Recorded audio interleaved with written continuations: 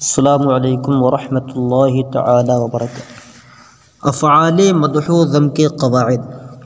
مدح و ذم کی تعریف سب سے پہلے پیش کی جاتی ہے۔ یہ وہ جملہ ہے جس میں کسی کی تعریف یا برائی بیان کی جائے۔ قاعدہ نمبر 1، افعال مدح و ذم اپنے فاعل کو رفع دیتے ہیں۔ قاعدہ نمبر 2، حبذا کی علامہ باقی افعال کے فاعل کے لیے شرط ہے کہ وہ معرف باللام ہو یا معرف باللام کی طرف مضاف ہو یا ایسی ضمیر مستتر ہو جس کی تمیز نکرہ منصوبہ آ رہی ہو۔ قاعدہ نمبر 3، حبذا میں حبہ فعل اور ذا اس کا فاعل ہے۔ قاعدہ نمبر 4، ان افعال کے بعد آنے والا اسم مخصوص بالمدح یا مخصوص بالذم کہلاتا ہے۔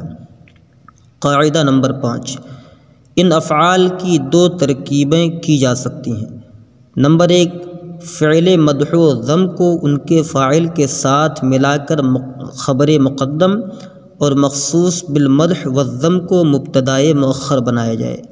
دوسری ترکیب، فعل مدح و ذم کو ان کے فاعل کے ساتھ ملا کر ایک الگ جملہ بنا دیں اور مخصوص بالمدح والذم کو مبتدائے محذوف ہوا کی خبر بنا کر الگ الگ جملہ بنا دیں۔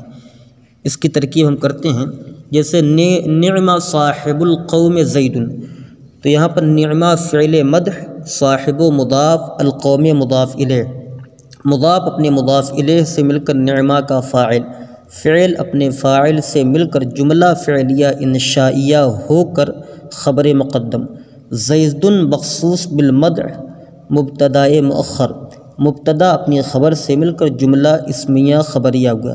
اب دوسری ترکیب کرتے ہیں، نعمہ فعل مدح، صاحب و مضاف، القوم مضاف الیہ، مضاف اپنے مضاف الیہ سے مل کر فاعل، فعل اپنے فاعل سے مل کر جملہ فعلیہ انشائیہ ہوا۔ اب زید مخصوص بالمدح خبر ہے مبتدائے محذوف ہوا کی، مبتدا اپنی خبر سے مل کر جملہ اسمیہ خبریہ ہوا۔ اور دوسری مثال دے کر ترکیب کر دیتے ہیں، اسے نعم الرجل زید، تو یہاں پر نعمہ فعل مدح، الرجل اس کا فاعل، فعل اپنے فاعل سے مل کر جملہ فعلیہ انشائیہ ہو کر خبر مقدم، زید مخصوص بالمدح مبتدائے مؤخر، مبتدا اپنی خبر سے مل کر جملہ اسمیہ خبریہ ہوا۔